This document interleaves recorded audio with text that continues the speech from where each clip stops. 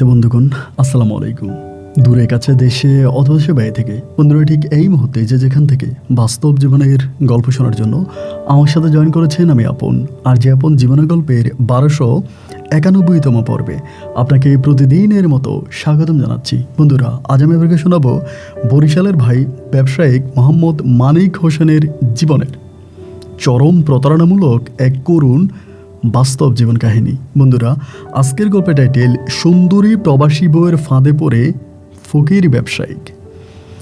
আমি যখন এই ধরনের গল্পগুলো রেকর্ড করি বা এই ধরনের গল্পগুলো পড়ি, তখন আমি একটা বিষয় চিন্তা করি, যে মানুষটা এরকমভাবে প্রতারণা করে সেই মানুষটা কি কখনো আয়নার সামনে দাঁড়ায় না? আয়নায় কি সে তার নিজের চেহারাটা দেখে না? তখন কি আয়না তাকে বলে না যে তুমি চরম লেভেলের একজন বেঈমান প্রতারক? আসলে এটাই সত্য, প্রতারকের কোনো ধর্ম হয় না, এদের কোনো লজ্জাও থাকে না। হৃদয় বিতারক আমার কাছে মনে হয় যে প্রতিটা যুবক ছেলের শিক্ষণীয় এক বাস্তব জীবনের গল্প। আমি সবাইকে অনুরোধ করব শুরু থেকে শেষ পর্যন্ত বরিশালের ভাই মোহাম্মদ মানিক হোসেনের জীবনের এই বাস্তব গল্পটা আপনারা প্রত্যেকে আমার মুখে শুনবেন এবং গল্প শেষে মানিককে আপনার মতো করে একটা মন্তব্য কমেন্ট বক্সে লিখবেন। ধন্যবাদ সবাইকে। সুপ্রিয় বন্ধুগণ, আসসালামু আলাইকুম। আমার নাম মোহাম্মদ মানিক হোসেন, আমার বাড়ি বরিশাল। বন্ধুরা, আমি আমার জীবনের গল্পটা শুরু করার শুরুতে আপনাদেরকে আমার পরিবারের সম্বন্ধে জানিয়ে রাখি। আমার পরিবারে আমি আছি, আমার বাবা আছে, মা আছে, রয়েছে আমার দাদা দাদি সহ আমার কাকা ফুফি। আমাদের পরিবারে আরও সদস্য রয়েছে আমার বড় একটা বোন সহ বড় একটা ভাই। আমরা টোটাল 2 ভাই 1 বোন। আমাদের পরিবারটা বরিশাল শহরের খুব কাছে। এক কথায় বলতে গেলে বরিশালের কোনো এক জেলা শহরের কাছাকাছি এক গ্রামের এক উচ্চবিত্ত পরিবার।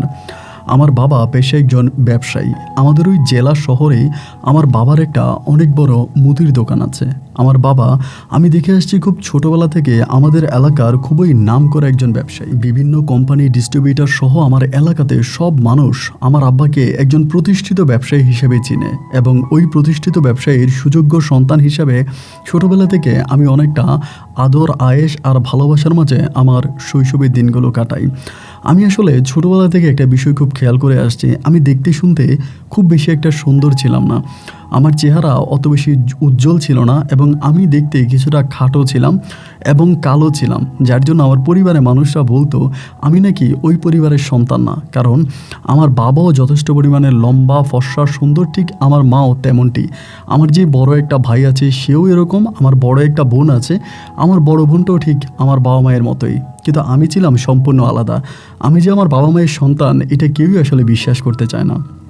যাই হোক, এরকমভাবে আমার সময়গুলো কাটতে থাকে। ছোটোবেলা থেকেই আমি মোটামুটি পড়াশোনার প্রতি খুব মেধা ছিল, মানে মেধাবী ছিলাম, ছোটোবেলা থেকে পড়াশোনা করতাম। কিন্তু আমার যে বড় ভাইয়া ছিল, আমার বড় ভাইয়া পড়াশোনার প্রতি কোনো মনোযোগ ছিল না। আমার বড় ভাইয়া রাজনীতি করতো এবং বিভিন্ন খারাপ ছেলেদের সাথে উঠা বসা করতো, যার কারণে প্রতিদিনই আমার বড় ভাইয়ের নামে বিভিন্ন ধরনের বিচার আচার আসতে থাকতো।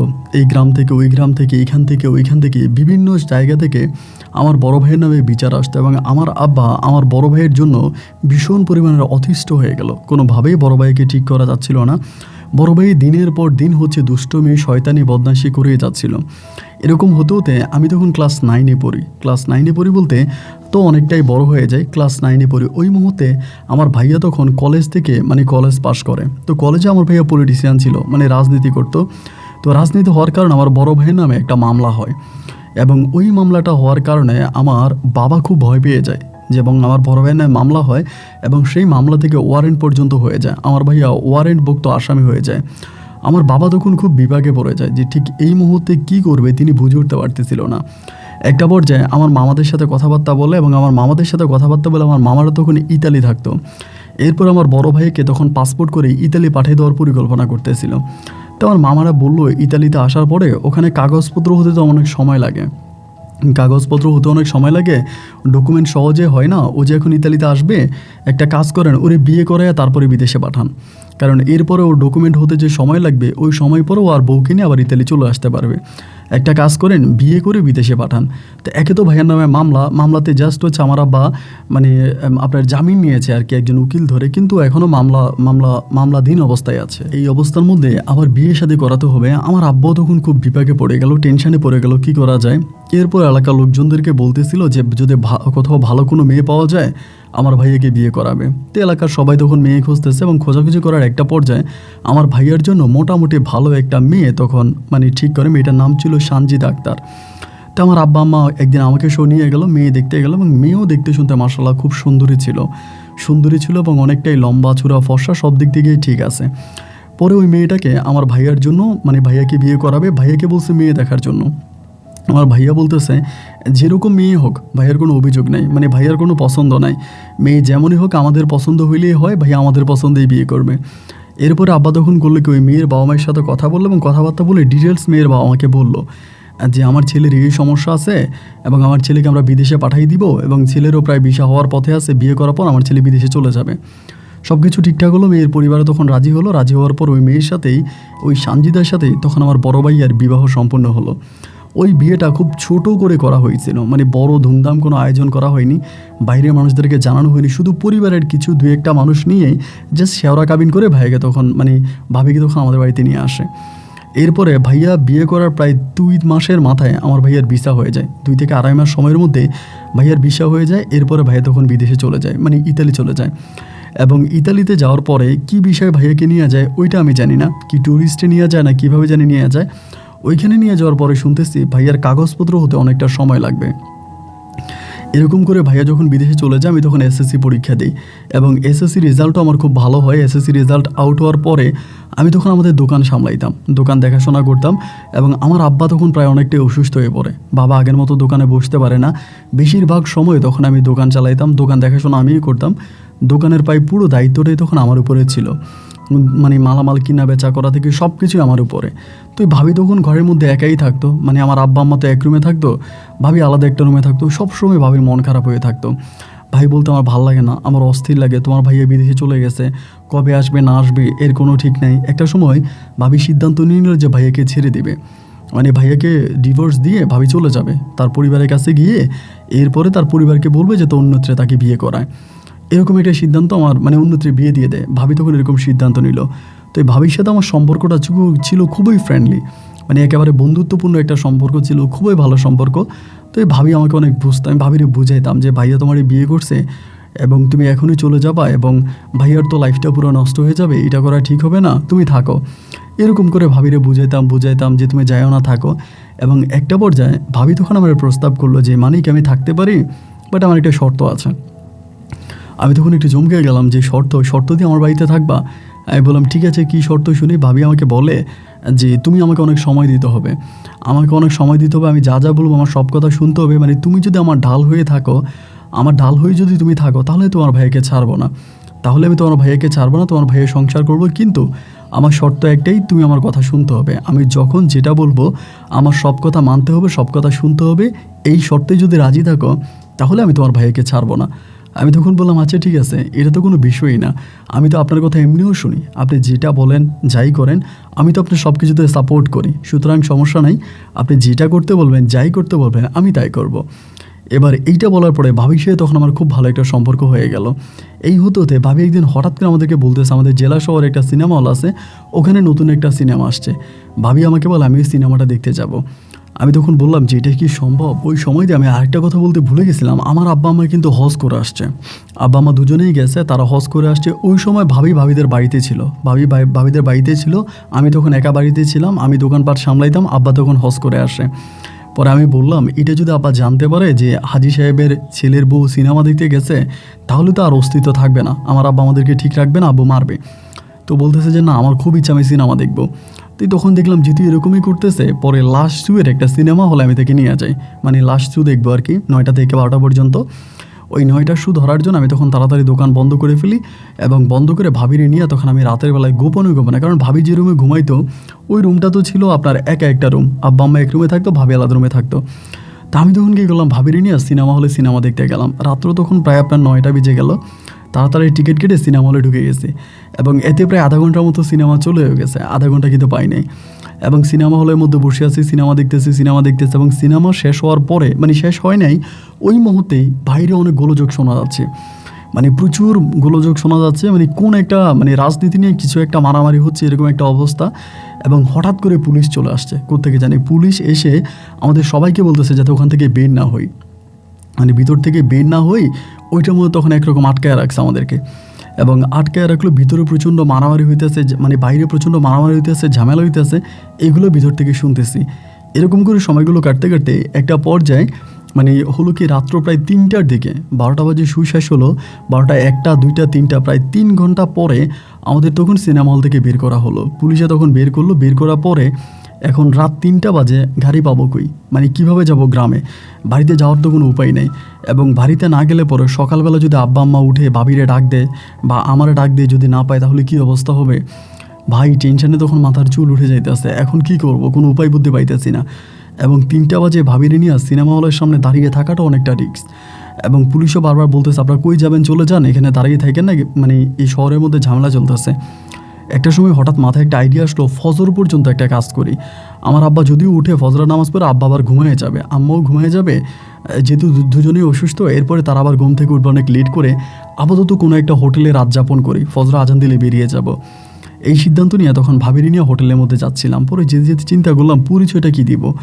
এখন ওনার তো একাবার হোটেলে রাখা যাবে না, আর আমি যদি পরিচয় দিয়ে ভাবি তাহলে তো হোটেলের লোকেরা আমাকে ওনাকে রুমে উঠতেও দিবে না। পরে আমি ভাবিরে বললাম যে ভাবি কী করা যায়। ভাবি আমার বলে তুমি আমার স্বামী পরিচয় দেওয়া হোটেলে রুম নাও। আমি বললাম এরপরে কোনো ঝামেলা হয়ে যাবে নাকি। ভাবি বলে না, ঝামেলা হবে না, আমরা হাজব্যান্ড ওয়াইফ বলে রুম নিব। এরপরে হাজব্যান্ড ওয়াইফ পরিচয় দিয়া ভাবির সাথে তখন আমি কী করলাম, হোটেলে একটা রুম নিলাম। এবং রুম নিয়ে রুমের ভিতরে উঠছি, এবং উঠতে উঠতে প্রায় আপনার বুঝতেই পারেন যে প্রায় সকালের কাছাকাছি হয়ে গেছে। এবং রুমের ভিতরে উঠার পরেই ভাবি জানি কেমন কেমন করতে শুরু করছে। এবং আমি ভাবিরে বলতেছি ভাবি এরকম করতেছেন কেন। ভাবির মনে অনেক কষ্ট, অনেক দুঃখ, একটাই খাট ছিল। আমি তখন বললাম ঘুমাবো না, আমি বসে থাকবো, আপনি ঘুমান, এবং ফজরা আজান দিলে আমরা বেরিয়ে যাবো একসাথে। ফজরা আজানটা দিলে বেরিয়ে যাব, আপনি শুয়ে থাকেন। ভাবিও শুচ্ছে না, এবং না শুইতে শুইতে সিনেমাটাও দেখে আসছে, এবং সিনেমাটাও খুব ভালো একটা সিনেমা ছিল না, মোটামুটি অনেক খারাপ খারাপ সিন ছিল সিনেমার মধ্যে। এবং একটা পর্যায়ে আমি দেখলাম যে ভাবি আমার দিকে একটু আকর্ষণ দিচ্ছে, খারাপ আকর্ষণ, মানে খারাপভাবে।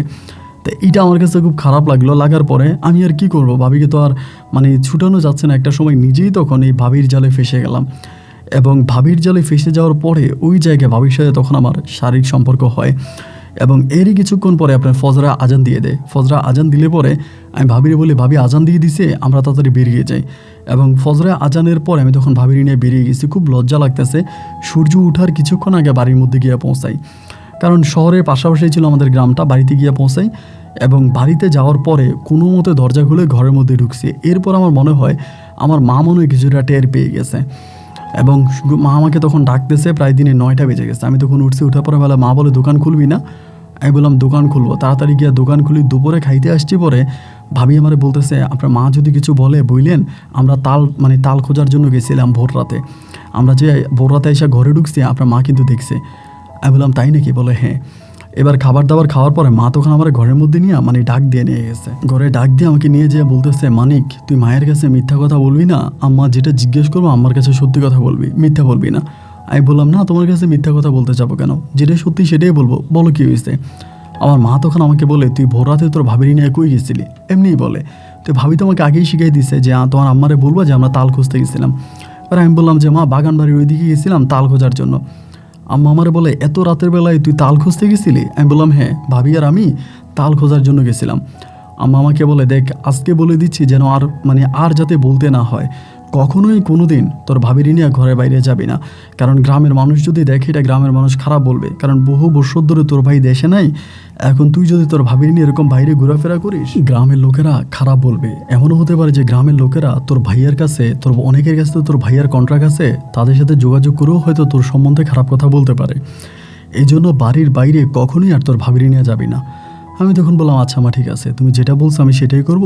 আজকের পর থেকে আমি আর কখনোই ভাবিকে নিয়ে বাড়ির বাইরে যাব না। এরপরে ভাবির সাথে তখন আমি বাড়ির মধ্যেই থাকি এবং দোকানপাট করি। এরকম করতে করতে আস্তে আস্তে 1 দিন 2 দিন 3 দিন করে সময়গুলো কাটতে কাটতে এই ঘরের মধ্যেই থাকতাম। যেহেতু একবার ভাবির সাথে আমার অনৈতিক সম্পর্ক হয়ে গেছে, মানে খারাপ কাজ হয়ে গেছে, এরপরে মনে করেন ভাবি সময় পাইলে আমার ধরে বসতো। কারণ আমার আব্বা আম্মা তো ধরেন পাশের রুমে থাকতো, তারা ওই রুমের মধ্যেই ঘুমাইতো এবং তারা রাত্রেবেলায় ঘর থেকে বেরোতো না, ঘরের মধ্যেই থাকতো। তো সারা রাত ভাবি আর আমি একসাথেই ঘুমাইতাম। ফজরা আজান দিলে ভাবি তখন ভাবির রুমে চলে যেত, আমি তখন আমার রুমে, মানে আমি আমার রুমেই থাকতাম।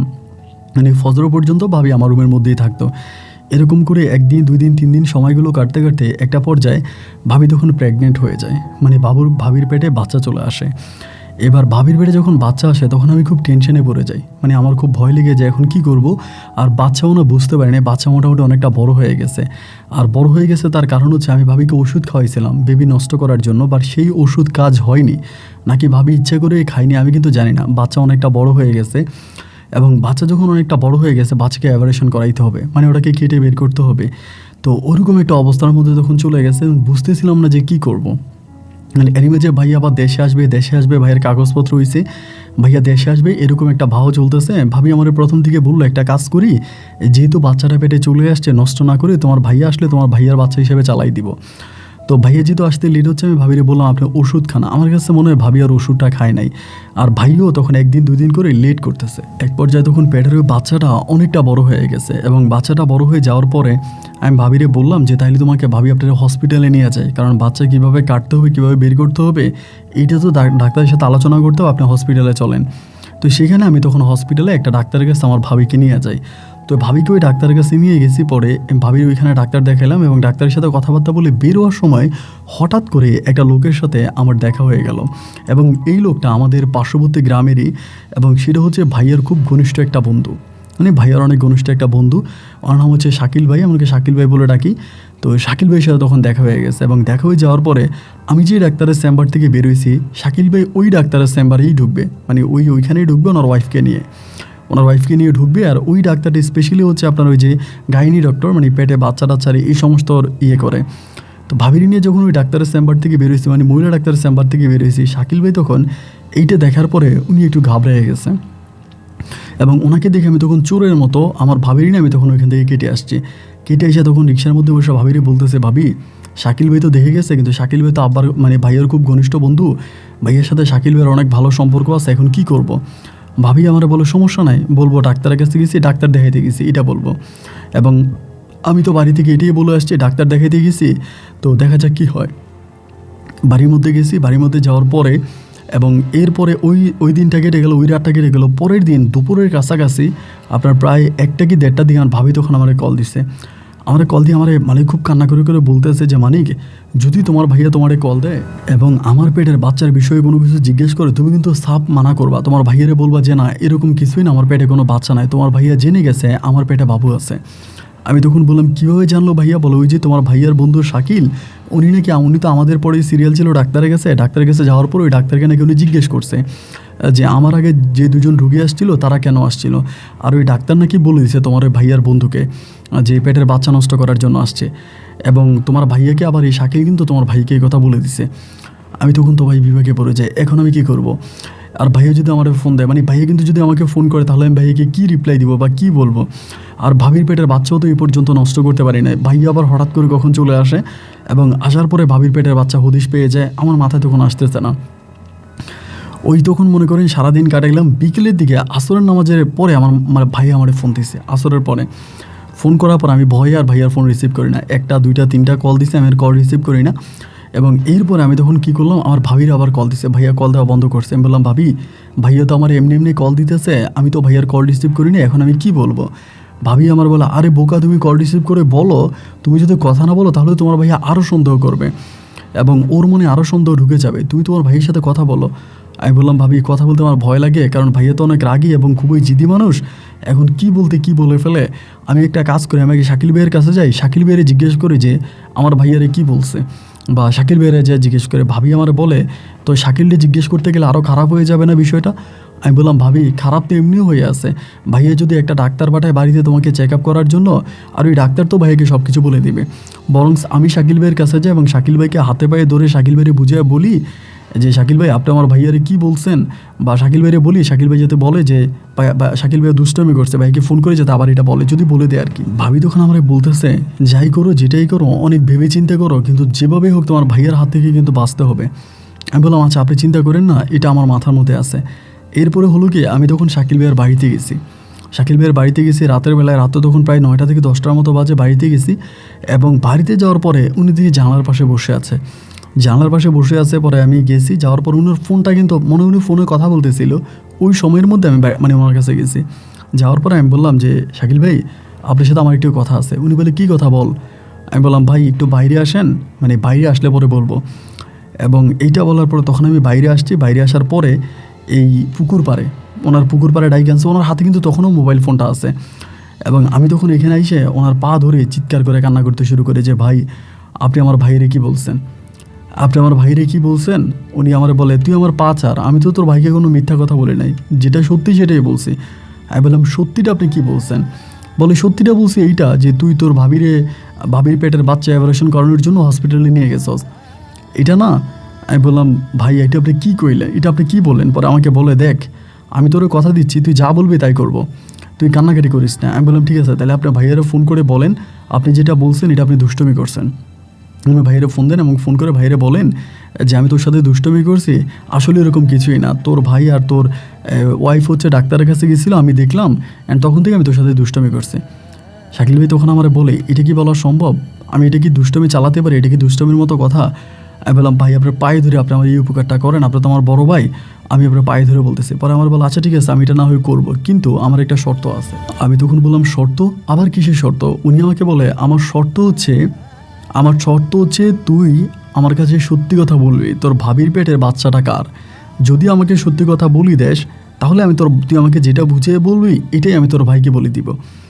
এবার আমি বললাম যে মানে কী করবো, তখন আর বুঝতে পারতেছিলাম, মানে বিপদে যেহেতু পড়ে গেছি, চারদিকেই তো বিপদ।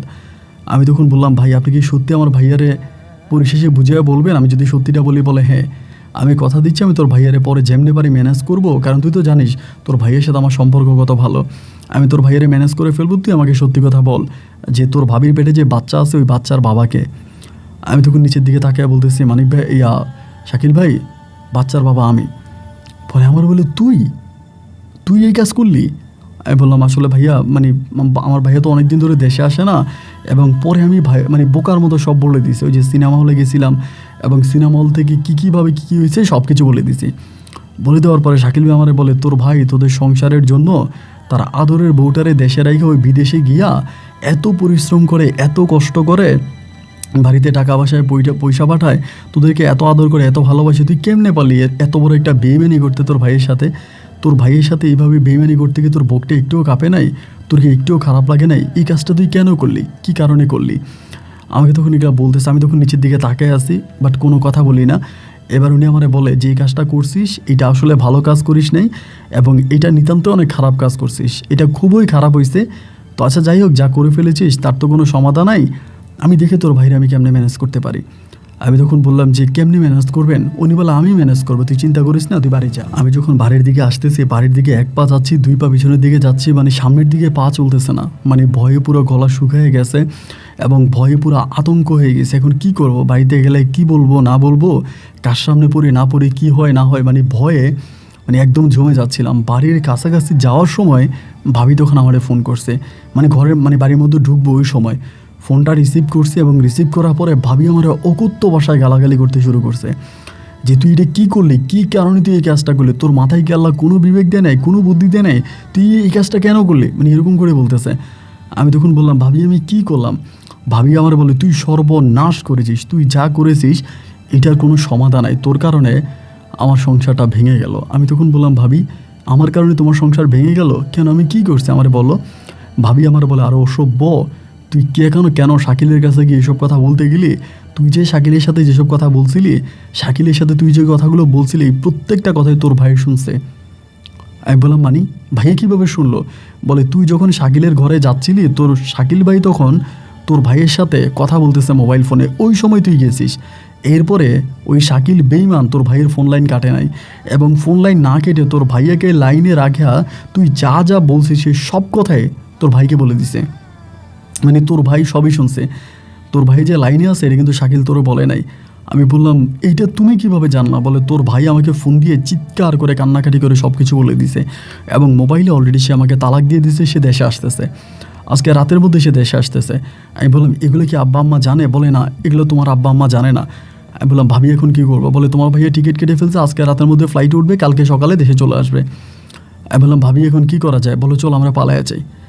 আমি বললাম পালিয়ে যাব, তো পালিয়ে কোথায় যাব। ভাবি আমার বলে কোথায় যাব এটা আর জানি না, আমরা চলো রাতের মধ্যে পালাই, এছাড়া আমাদের কাছে আর কোনো পথ খোলা নেই, এটাই করতে হবে। পরে আমি তখন মানে চিন্তা করলাম এটাই তো করতে হবে, কারণ ভাইয়া যদি দেশে আসে ভাইয়া ভাবিরও আস্ত রাখবে না, আমারও আস্ত রাখবে না, ভাবিরও মেরে ফেলবে, আমারও মেরে ফেলবে। আর আমার ভাইয়া এত রাগী মানুষ, আগে রাজনীতি করতো, আমাকে মেরে ফেলতে ভাইয়া একটা নিঃশ্বাসও ফেলবে না, মানে 1 সেকেন্ড আমাকে গুলি করে ভাইয়া মেরে ফেলতে পারবে। ভাইয়া প্রচণ্ড রকমের বদ মেজাজি এবং রাগী একটা মানুষ। এরপর আমি তখন করলাম কি, মানে এই রাতের মধ্যে তখন আবারও দোকানে গেছি, দোকানে যাইয়া দোকানের ক্যাশ বাক্সার মধ্যে যা পাইছি, টাকা পয়সা যা পাইছি তা নিয়ে এই মধ্যরাতে ভাবিরি নিয়ে তখন আমাদের বরিশাল শহরের দিকে চলে যাই। আমাদের এটা ছিল জেলা শহর, জেলা শহর থেকে বরিশাল মেইন শহরে চলে যাই। এবং মেইন শহরে চলে যাওয়ার পরে ওই রাতের বেলায় গিয়ে আপাতত একটা আবাসিক হোটেলে উঠি, এবং সেই হোটেলে উঠে মোবাইল টোবাইল সব বন্ধ করে দেয়। আমার মোবাইলে বন্ধ, ভাবির মোবাইলে বন্ধ, কোনো মোবাইল টোবাইল কিছু খোলা নাই। এবং এরপরে ওই টাকাগুলো দিয়া পরে আমি একটা বাসা ভাড়া করি, বরিশালে একটা বাসা ভাড়া করি। এবং বাসা ভাড়া করার পরে ভাবিরিনা ওখানে পড়ে আছে, ভাবির ওই জায়গার মধ্যে পড়ে আসি। ভাবিরও কিছু গয়নাকাটি ছিল ভাইয়া যে দিছিল, ওই গয়নাকাটিগুলো ভাবি নিয়ে আসছে। ভাবির কাছে জমানো কিছু টাকাও আছে সেগুলো। তো সব কিছু মিলে আমার কাছে যেসব টাকা আছে এগুলো দিয়া আমি তখন বরিশাল শহরে টুকিটাকি কোনো একটা ব্যবসা করার জন্য পয়তালা করতেছি, যে কোনো একটা ব্যবসা বাণিজ্য করা যায় কিনা। এরকম করে যেখানে বাসা ভাড়া নিয়েছি, এই বাসা ভাড়ার নিচে আমি তখন একটা দোকান দিলাম, মানে দোকানের কথাবার্তা বললাম, ওখানে কিছু অ্যাডভান্স করলাম। এবং অ্যাডভান্স করার পরে ওইখানে আমি তখন একটা দোকান ওপেন করলাম। এবং দোকান ওপেন করে দোকানে মালটাল উঠাইলাম। এতে প্রায় 1.5 মাসের মতো সময় লেগে গেছে। এই 1.5 মাসে আমি আমার বাড়ির আশেপাশের মানুষের সাথে ফোনে যোগাযোগ করতাম, কথাবার্তা বলতাম, কিন্তু ডিরেক্টলি আব্বাকে অথবা আমার আম্মাকে বা আমার ভাইয়াকে বা বড় ভাবি, মানে এই কী বলে আমার এই বড় বোনকে কাউরেই ফোন দিতাম না। গ্রামের কয়েকজন ছেলেপেলের সাথে আমার পরিচয় আছে, ওদেরকে ফোন দিতাম। ওরা তখন ভাইয়ের সাথে কথাবার্তা, মানে গ্রামের খোঁজখবর নিত, বাড়ির খোঁজখবর নিত। ওরা আমারে বলতো আমার ভাইয়া নাকি বাড়িতে আসছে, এসে এইটা ওইটা ভাঙাভাঙি করছে। এবং আমার আব্বা নাকি আমার ভাইয়ারে বারবার বলছে যে আমি মানিককে তালাক দিয়ে দিছি, আমি মানিককে ডিভোর্স করে দিছি, মানিক আমার সন্তান না, আমার জায়গায় সম্পত্তি জমি জামা যাই কিছু আছে আমি সবই তোর নামে লিখে দিব, সবই আমি তোরে দিব, আমি মানিকরে কিছুই দিব না, তুই কান্নাকাটি করিস না, আমরা তোরে দেখে শুনে আরেকটা বিয়ে করাবো। এবং এইরকমভাবে ভাইয়া নাকি পাগলের মতো হয়ে গেছে, মানে পাগলের মতো হয়ে গেছে, ভাইয়ার কোনো ইয়ে নাই। এবং আব্বা মা নাকি মেয়ে খুঁজতেছে ভাইয়াকে আবার বিয়ে করানোর জন্য। এবং এরকম করতে করতে আমি তখন ভাবির এখানে নিয়ে পড়ে আসি। এরপরে হলো কি, আমার ভাইয়া তখন বিয়ে করছে, বাড়ির মধ্যে আরেকটা এলাকার মধ্যে আরেকটা বিয়ে করছে। বিয়ে করার পরে ওই বউরে নিয়ে ভাইয়া তখন ইতালি চলে গেছে। ওই বউরে নিয়ে ভাইয়া তখন ইতালি গেছে। ওই ইতালি কিন্তু নিয়ে যাইতো আমার ভাবিরে, মানে আমার সানজিদা ভাবিরে নিয়ে যাইতো ইতালি। এবং ভাবিকে নিয়ে যাওয়ার জন্যই ভিসা টিসা সব ঠিকঠাক করে আসছিল। এবং পরে অন্য একটা বউ নিয়ে ভাইয়া তখন চলে গেছে। তো ভাইয়া চলে গেছে, ওই মুহূর্তে আমি তখন আমার ভাবিরে নিয়ে শহরের মধ্যে আসি। আব্বা মার আমার সাথে কোনো কথা বলে না, মানে কথা বলে না বলতে ওনাদের সাথে আমি কথা বলতে গেলে ওনারা আমাকে বলে যে তারা আমার চেহারাও দেখতে চায় না, আমার সাথে কথা বলা তো দূরের কথা, আমি তাদের মানে সন্তানই না। অনেকভাবে চেষ্টা করছে আব্বা আমার সাথে কথাবার্তা বলার জন্য, কিন্তু ওরা আমার সাথে কথাবার্তা বলবে না, আমার চেহারাও তারা আর কখনোই দেখবে না। এবং এরকম করে আব্বা বলছে আমি মরে গেলেও যাতে কোনোদিন আমার কবরে মাটি দিতে পর্যন্ত না আসে, আমার মৃত্যুর সংবাদ শুনে যদি ও আসে ওরে আমার কবরে মাটি দিতে দিয়ে না, বা আমার মরা মুখটা ওকে দেখায়েন না। এরকম করে আমার আব্বা তখন ওসিয়ত করে যায়, সবাইকে বলে যায়। এবং পরে আমি আর বাড়িতে যেতে পারলাম না। একে তো আব্বা আম্মাকে হারাইছি, এবং তার উপরে মানে দোকান দিয়েছি, দোকান থেকে যে পরিমাণের ইনকাম হয় তা দিয়ে চলতে পারি না, দুজনেই প্রচণ্ড অভাব দেখা দেয়। কারণ অল্প কিছু পুঁজি, অল্প ছোটোখাটো ব্যবসা দুজনে চলা যায় না। এরই মাঝে আমার ভাই তখন করে কি, আমার বড় ভাইয়া যে মেয়েকে বিয়ে করছে ওই মেয়েকে নিয়ে ইতালি চলে গেছে। এবং ইতালি গিয়ে আমার ভাইয়া ওখানে ফেসবুকে ছবি দেয়, এই মেয়ের নিয়ে বিভিন্ন ফলের বাগানে, ফুলের বাগানে, এইখানে ওইখানে ঘুরে আমার নতুন ভাবিরে নিয়ে এগুলো ফেসবুকে ছবি আপলোড করে এবং ট্যাগ করে, মানে ট্যাগ করে দেয় আমার সানজিদা ভাবিরে। ভাবির তো ফেসবুক অ্যাকাউন্ট আছে ভাইয়ের কাছে, পরে ভাবিরে ট্যাগ করে, মানে ভাবি বলতে তখন তো সে আমার বউ। মানে আমি কিন্তু পরে ওরে বিয়ে করছি, মানে বরিশাল শহরে নিয়ে যাওয়ার পরে ওইখানে আমি তাকে বিয়ে করি কিন্তু।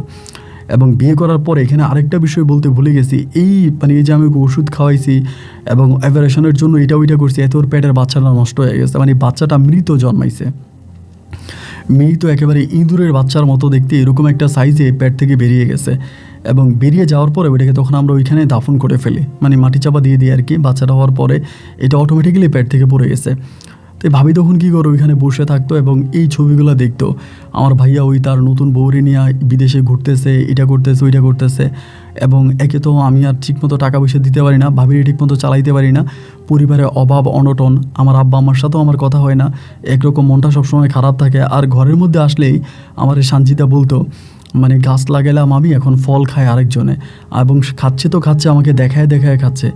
আমার জীবনটা শেষ হয়ে গেল, আমি তোমার মতো একটা বলদ ছেলের সাথে রিলেশন করে আমি কেন তোমার সাথে শারীরিক সম্পর্ক করতে গেলাম, আমি কী কারণে করলাম, এটা আমার অন্যায় হয়েছে। আজকে আমি ইতালি থাকতাম আমার হাজব্যান্ডকে নিয়ে, আমি অনেক ভালো অবস্থানে থাকতাম, আমার অনেক সুখের দিন মানে দিন রাত কাটতো। আমি তোমার মতো একটা ছেলেকে বিয়ে করে আমার পুরো ভবিষ্যৎটা শেষ, আমার পুরো জীবনটা শেষ। মানে ঘরে গেলে আমাকে এইসব কথাবার্তা বলে, মানে ঘরে গেলে এইসব কথাবার্তা বলে, এবং দোকানে গেলে আগের মতো ব্যবসা বাণিজ্য নাই, মানে টাকা পয়সা নাই, আর পরিবারের সাথে তো কথা বলতেই পারি না, আব্বার সাথে, আম্মার সাথে, বা পরিবার পরিজন অন্য কারোদের সাথে। তখন মানে খুব খারাপ লাগতো, কিরে আমার জীবনটা কেন এরকম হয়ে গেল, আমার জীবনে কেন কোনো শান্তি নেই। ঘরের মধ্যে আসলে আমার বউ আমার সাথে এরকম করে, ব্যবসা বাণিজ্য ঠিকমতো চলে না, আব্বা আম্মার সাথেও কথা বলতে পারি না। একটা সময় আমিও ওর সাথে লেগে যাই, মানে সানজিদার সাথে, যে আমি তো আসলে তোমাকে বিয়ে করতে চাই নাই, আমি তোমার সাথে এইসব সম্পর্কে জড়াতে চাই নাই, তুমি আমার সাথে সিনেমা হলে গেলা, ওইখান থেকে আমরা স্বামী স্ত্রী পরিচয় দিয়ে না হয় হোটেল নিলাম, নেওয়ার পরে আমি তোমারে বললাম তুমি রুমে ঘুমাও, আমি বারান্দায় বসে থাকি, বা আমি তোমার সাথে এই কাজ না করি, বাট তুমি আমারে বলতেছো ভাইয়া এত বছর হয়ে গেছে দেশে আসে না, এবং সেই তুমি শারীরিক সম্পর্ক করবাই, তুমি একরকম জোর জবস্তি করে আমার সাথে এই সম্পর্কে লিপ্ত হইলা, তোমার কারণে আজ আমি বাবা মাকে হারাইলাম, আমার ভাইরা হারাইলাম, আমি সব কিছু হারাইলাম। ও আমারে বলতেছে, আরে বলদ, তুই আমার সাথে করছিস এইটা কেন আবার ওই তোর বন্ধুর ভাইয়ের কাছে বলতে গেলি, মানে তোর ভাইয়ের বন্ধুর কাছে কেন বলতে গেলি, কেন বলছিলি, তুই কেন লুকাইতে পারলি না, তোর কারণে আমি আমার স্বামীকে হারাইলাম, সংসার হারাইলাম আমার বাবা মা, মানে আমি বলি ভাবির দোষ, ভাবি দেয় আমার দোষ। এরকম দুজনে ঝগড়া ঝাঁটে ঝামেলা করতে করতে করতে করতে খুবই অতিষ্ঠ। এই অতিষ্ঠতে প্রায় 1 বৎসরের মতো সংসার করি, এবং 1 বছর পরে একদিন ভাবি তখন হঠাৎ করে আমাকে কোনো কিছু না বলেই, মানে রাগ টাগ অভিমান হয়ে আমার উপরে, তখন সে তার বাপের বাড়িতে চলে যায়। এবং বাপের বাড়িতে চলে গেলে পরে আমি তো আর তার বাপের বাড়ি থেকে আনতে পারি না, কারণ ওখানে গেলে ওর বাপ মা আমাকে পিটাবে। কারণ ওর বাপ মা এটাই বলছে, সানজিদাকেও বলছে, তুইও কোনোদিন আমাদের বাড়িতে আসবি না, আর তুই যে ছেলেকে বিয়ে করছিস ও যাতে জীবনে কোনোদিন আমার বাড়ির ত্রিসীমানায় না আসে, তোদের দুইটাকে যদি আমি পাই আস্ত রাখবো না, আমি মেরেই ফেলবো, এরকম করে হচ্ছে সানজিদার বাবা তখন মানে আমাকে মানে সানজিদাকে বলছিল। যার ভয়ে আমি তখন সানজিদাদের বাড়ির দিকে যাই না, আমি ওদের কাছ থেকে দূরে থাকি। ওর নাম্বারে বারবার কল দিয়েও নাম্বারটা বন্ধ, প্রায় 1 মাস পর্যন্ত নাম্বারটা বন্ধ করে রাখে। ওই নাম্বার আমি প্রতিদিন কল দিতাম, নাম্বারটা বন্ধ করে রাখা। আব্বা আম্মাও নাই, বউও চলে গেছে, ব্যবসা বাণিজ্য নিয়ে তখন খুব খারাপ দিনকাল কাটতেছে। এই সময়ে প্রায় 1 মাস পরে তখন মানে আমার বউ সানজিদা তখন আমার কল দিয়ে আমারে বলতেছে, মানিক তোমার একটা কথা বলার জন্য ফোন করছি, তোমার সাথে আমার যা কিছু হয়েছে বা যাই হয়েছে তুমি আমাকে মাফ করে দিও, আর আমিও তোমাকে মাফ করে দিছি, এমনিই বলতেছে। আমি তখন বললাম, মাফ করে দিয়েছেন মানে, আমিও মাফ করে দিব মানে, আমি তো বুঝলাম না কী হয়েছে। পরে বলে, আমার আরেক জায়গায় বিয়ে ঠিক হয়ে গেছে, আমি ওখানে বিয়ে বসে যাব। আমি বললাম, আমি না আপনার হাজব্যান্ড। বলে, কিসের হাফ প্যান্ট, এমন করে বলে, কিসের হাফ প্যান্ট, ওই হাফ প্যান্ট আমি খুলে ফেলছি। বলে, হাফ প্যান্ট খুলে ফেলছেন মানে? বলে, হ্যাঁ, আমি তোমাকে ডিভোর্স দিয়ে দিছি, অ্যান্ড ডিভোর্সের লেটার তুমি পাও নাই? আমি বললাম যে না, আমি তো কোনো ডিভোর্স লেটার পাই না। বলে, পেয়ে যাবা, খুব তাড়াতাড়ি পেয়ে যাবা, ডিভোর্স তোমাকে দিয়ে দিছি। আমি আরেকটা ছেলেকে বিয়ে করবো, ওই ছেলেও বিদেশে থাকে, আমার পরিবার ঠিক করছে। মানে কি বলবো ভাই, শুনলে অবাক হয়ে যাবেন। এরপরে ও আরেকটা ছেলেকে বিয়ে করছে, ওই ছেলেও ইতালি প্রবাসী, আগে বিয়ে করছে, বউ মরে গেছে। ওই ছেলের মানে একটা ছেলে আছে, ওই একটা ছেলে নিয়ে তখন ওই মানে ওই ছেলের কাছেও তখন বিয়ে বসে গেছে, ওই ছেলেকে বিয়ে করছে, এবং বিয়ে করার পর ওই ছেলে নাকি তাকে ইতালি নিয়ে যাবে, এরকম কথাবার্তা শুনতেছি। তা আমি আর ওর সাথে কথাবার্তা বলিনি, যেহেতু বিয়ে হয়ে গেছে, অন্যত্রে বিয়ে হয়ে গেছে। আমি তখন আমার মতো করে পড়ে আছি, নিজের পায়ে নিজে তখন কুড়াল মেরেছি। না পারে বাপ মায়ের কাছে যেতে, না পারে আত্মীয় স্বজনের কাছে যেতে, না পারে নিজের রক্তের ভাইয়ের সাথে কথা বলতে, এবং ব্যবসা বাণিজ্য যা করি ওই দিয়েও ঠিকমতো চলতে পারি না। এরকম করে তখন চিন্তা করলাম, ছোটোবেলা থেকেই তো ব্যবসার সাথে জড়িত, ব্যবসা তো ছোটোবেলা থেকেই করি, এবং ব্যবসার আমি যা জানি, ব্যবসার গোমর আমি যা জানি, অন্য মানুষ তো তা জানেই না। তখন সব কিছু ভুলে ব্যবসার দিকে ফোকাস দিলাম। মানে বউ চলে গেছে, বাবা মা চলে গেছে, সবাই চলে গেছে, যাই হোক সব ভুলে ব্যবসার দিকে ফোকাস দিলাম, মনোযোগ দিয়ে তখন ব্যবসা বাণিজ্য করতেছি। আমার সাথে কেউই কথা বলে না, আমার রক্তের, আমার বংশের, আমার পরিবারের কেউই আমার সাথে কথা বলে না, সবাই আমার কাছ থেকে মুখ সরিয়ে নিয়েছে। আমি তখন খুব মনোযোগ দিয়ে ব্যবসা বাণিজ্য করতে শুরু করি, ব্যবসার দিকে ভালো করে ফোকাস দিলাম, এবং এরকম করতে করতে বছর 2 ভিতরে, মানে 2 বছরের ভিতরে আমি আমার ব্যবসাকে একটা সফল ব্যবসায় রূপান্তরিত করলাম। অনেকগুলো কোম্পানির ডিস্ট্রিবিউটার নিলাম, এবং আগে যেহেতু কোম্পানির ডিস্ট্রিবিউটার আমাদের ছিল, ওদের সাথে আমার একটা লিঙ্ক আছে, তাদের সাথে ফোনে কথাবার্তা বলি, অল্প স্বল্প টাকা দিয়ে কয়েকটা কোম্পানির ডিস্ট্রিবিউটার নিয়ে গাড়ি নিয়ে আমি একটা ভালো অবস্থানের মধ্যে তখন চলে গেলাম, এবং এরকম করেই তখন আমার সময়গুলো কাটতেছে। আমি তখন নিজেই রান্নাবান্না করি, নিজেই খাই, একটা রুমের মধ্যে ঘুমাই। মানে আমার বউ সানজিদা চলে যাওয়ার পরে ওই বাসার মধ্যেই থাকতেছি, খাওয়া দাওয়া করতেছি, চলতেছি ফিরতেছি। বাড়িওয়ালাও কিন্তু, আমি ব্যাচেলার হয়ে গেছি, কিন্তু বাড়িওয়ালার আমাকে ওখান থেকে যেতে বলে নাই। আমি বাড়িওয়ালাকে বলছি, আমার বউ আমাকে ডিভোর্স করে দিয়েছে, এখন তো আমি ব্যাচেলার, সো এখন কি আপনি যদি বললে আমি বেরিয়ে যাব। বাড়িওয়ালা বলে, না, আপনি মানুষ খুব ভালো, আপনি থাকেন, আপনি বেরোইতে হবে না, আপনি থাকেন। প্রয়োজনে একটা বিয়ে শাদী করে ফেলেন, এটা আমাকে বলে। আমি তো ঠিক আছে, আমি আর বিয়ে শাদী করলাম না। ওই ঘরের মধ্যে আমি তখন পড়ে আছি, ওই বাড়িওয়ালা যে রুম দিল ওই রুমের মধ্যে পড়ে আছে। এরকম করে দোকানপাট চালাইতেছি, ব্যবসা বাণিজ্য করতেছি। এই করতে করতে প্রায় বেশ কিছুদিন পরে একদিন একটা মহিলা আসছে বোরকা পরে। একটা মহিলা বোরকা পরে আসছে এবং বোরকা পরে এসে আমারে বলতেছে যে ভাইয়া এটা কি আপনার দোকান, মানে মানিক কি আপনি? আমার দোকানের নাম ছিল মানিক স্টোর। বলে মানিক স্টোরের মানিক কি আপনি? আমি বললাম জি। বলে মানিক ভাই আপনাকে খুঁজতেছিলাম, একটু কথা আছে। আমি তখন বললাম তুই চিনি না মহিলারে, বোরকা পরা মুখোশ পরা। আমি তখন বললাম তো কী বলবেন বলেন। বলে ভাইয়া ওই যে আপনার দোকানের পিছনে যে বিল্ডিংটা আছে ওইটা দোতলায় আমি থাকি। আমি বললাম হ্যাঁ ভালো। তো বলে ভাইয়া আমি মানে আপনি এখান থেকে বাকিতে সদাই নিব, আমি আপনাকে মাসে মাসে টাকা দিব। তো আমি বললাম যে না, আমি তো এরকম করে বাকিতে মাল দেই না, মানে বাকিতে সদাই নেবেন, আমি তো এরকম করে বাকিতে কাউরে মাল দেই না, তো আমার এখান থেকে নিলে নগদ টাকা দিয়ে নিতে হবে। পরে আমাকে বলে না ভাইয়া, মানে আমি তো মাস শেষে বেতন পাবো, মাস শেষে বেতন পাইলে আপনার টাকা পরিশোধ করে দিব, তো আপনার টাকা পরিশোধ করে দিব। এই জন্য আমি চাচ্ছিলাম কি যে মাসটিয়া কোনো মানে বাজার খাওয়ার জন্য। আমি বললাম না আমি আপনাকে চিনি না। বলে বাড়িওয়ালা যদি বলে তাহলে দিবেন? আমি বললাম না না, বাড়িওয়ালা কথা বললো আমি দিব না, আমার এখান থেকে নিতে হলে ভাই নগদ টাকা দিয়েই নিতে হবে, অন্যথা আপনি অন্য দোকান দেখেন। এই মহিলা তখন চলে গেল এবং এই মহিলা তখন চলে যাওয়ার পরে এরপরে ওই মহিলা আসতো আমার দোকানে, আইসা আপনার তেল পেঁয়াজ রসুন মানে যা যা লাগে নিয়ে যাইতো। এরকম করে একদিন দুই দিন তিন দিন মানে সপ্তাহখানিক তখন আমার কাছ থেকে বাজার করে এবং সবসময় বাজার মানে আমার দোকান থেকেই করে, অন্য কোনো দোকানে যায় না, অন্য কোনো দোকানেও যায় না, আমার দোকান থেকে বাজার সাজার করে। কিন্তু আমি মহিলারা কখনো দেখি নাই, সবসময় বোরকার মুখোশ পরে থাকে এবং খুবই পর্দা করে, এবং পর্দাশীল একটা মহিলা। এরকম করে বেশ কয়েকদিন আমার এরকম করতে করতে প্রায় 15-20 দিনের মতো আমার এখান থেকে বাজার করে। একদিন আমি বললাম আপাও একটা কথা জিজ্ঞেস না করলে আমি কি আপনার নামটা জানতে পারি, আপনার নামটা কি? তো মহিলা তখন বলে আপনি তো আমাকে বাকিতে সদাই দিবেন না, তো নাম জেনে কী করবেন? আমি বললাম না বলেন না নাম কি? বলে আমার নাম আখি। আমি বললাম তো আপনি এখানে ভাড়া থাকেন, আপনার গ্রামের বাড়ি কোথায়? বলে ভাই আমার গ্রামের বাড়ি অনেক দূরে। আমি তখন বললাম ও আচ্ছা, তো ঠিক আছে আপনি যেহেতু আমার এখান থেকে বাজার খাচ্ছেন সবসময়, আপনি কোথায় চাকরি করেন? বলে একটা ফ্যাক্টরিতে চাকরি করি। একটা ফ্যাক্টরিতে চাকরি করি, তো ওইখান থেকে আমি মাসে মাসে বেতন পাই। তাই আমি বললাম ঠিক আছে, আপনাকে আমার বিশ্বাস হয়েছে, আপনি যেহেতু অন্য কোনো দোকানে যান না, সবসময় আমার দোকান থেকে সদাই খান, তো ঠিক আছে আপনি আজকে থেকে বাকিতে মাল নেন, আমি খাতার মধ্যে লিখে রাখবো এবং মাস শেষে বেতন পাইলে আপনি আমার টাকাটা দিয়ে দিন। বলা আচ্ছা ঠিক আছে।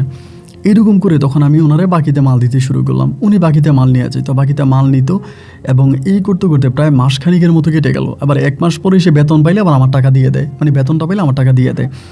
এরকম করে কয়েকদিন কাটার পরে একদিন বৃহস্পতিবারে হলো কি, উনি বাজার নিয়ে গেছে রাত্রে আপনার 7:30টার দিকে, নিয়ে বলতেছে যে মানিক ভাই একটা কথা বলবো, যদি কিছু না মনে করেন। আমি বললাম না কিছু মনে করবে না, বলেন। বলে আজকে দুপুরবেলা আমার বাসায় আপনার দাওয়াত। আমি বললাম কেন? বলে না আমার এমনি ইচ্ছা, আমার তো কোনো মেহমান নাই, আমি একটু রান্নাবান্না করছিলাম, যদি আপনি আসেন তাহলে খুশি হব। আমি বললাম আচ্ছা ঠিক আছে, যেহেতু দাওয়াত দিয়েছেন যাবনি। দুপুরবেলা তখন আমি কী করলাম, গোসল টোসল করে মানে জোহরের নামাজ মানে জুমার নামাজ পড়লাম। জুমার নামাজ পড়ে পাঞ্জাবি আর টুপি পরা অবস্থায় ভাবির বাসায় তখন চলে গেলাম এবং যাওয়ার পরে উনি যখন দরজাগুলো, আমি অবাক হয়ে গেলাম। এমন সুন্দর এক মহিলা, মানে অন্যরকম এক সুন্দর, লম্বা টম্বা, শরীরের স্বাস্থ্য গঠন ভালো, খুবই সুন্দর। আমি বললাম আপনাকে তো চিনলাম না। বলে আমার নামই আখি।